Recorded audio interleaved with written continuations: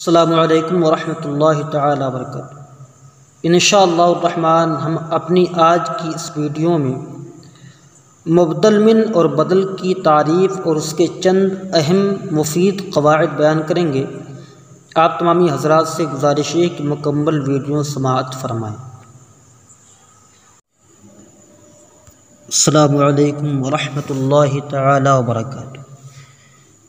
مبدل من اور بدل کے قواعد۔ سب سے پہلے بدل کی تعریف پیش کی جاتی ہے۔ بدل وہ تابع ہے کہ جس چیز کی نسبت اس کے مطبوع کی طرف کی گئی ہو، اس نسبت سے دراصل یہ خود مقصود ہوتا ہے۔ اس کے مطبوع کو مبدل منہ کہتے ہیں۔ قاعدہ نمبر 1، مبدل منہ اور بدل میں تعریف و تنکیر میں مطابقت ضروری نہیں، چنانچہ یہ ہو سکتا ہے کہ مبدل من معرفہ ہو اور بدل نکرہ ہو، یا اس کے برعکس، جیسے الی صراط مستقیم صراط اللہ۔ اس مثال میں صراط مستقیم مبدل من ہے یہ جو کہ نکرہ ہے، اور صراط اللہ بدل ہے، معرفہ ہے۔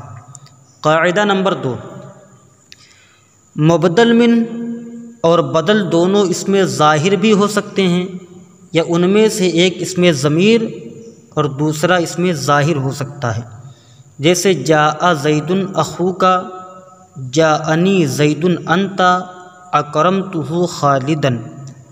قاعدہ نمبر 3، ضمیر نہ تو دوسری ضمیر سے بدل ہو سکتی ہے اور نہ اس میں ظاہر سے۔ قاعدہ نمبر 4، لقب کے بعد نام ذکر ہو تو وہ عام طور پر مبدل من بدل بنتے ہیں، جیسے قال الشیخ الامام الاجل الزاہد ابو الحسن احمد۔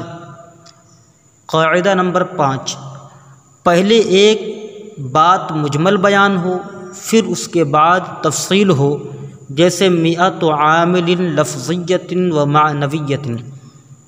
تو اس مقام پر 3 طرح سے ترکیب کی جا سکتی ہے۔ پہلی ترکیب کا طریقہ یہ کہ مجمل کو مبدل من اور تفصیل کو بدل بنائیں۔ دوسری ترکیب یہ کہ تفصیل میں سے ہر فرد کو مبتدائے محذوف کی خبر بنائیں۔ تیسری ترکیب اس کی یہ کہ تفصیل کو آنی فعل مقدر کا مفعول بھی بنائیں۔ اس کی ایک مثال میں آپ کو ہدایت النحو سے دے دیتا ہوں۔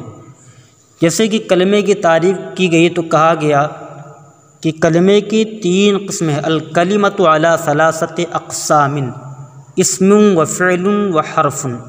تو وہاں پر علی 3 اقسام میں جو ہے 3 اقسام کو ہم جو ہے وہاں پر بنا سکتے ہیں مبدل من، اور اس کے بعد یہاں کسرہ پڑھیں اور کہیں اسم و فعل و حرف، اور اس کو بنا دے بدل۔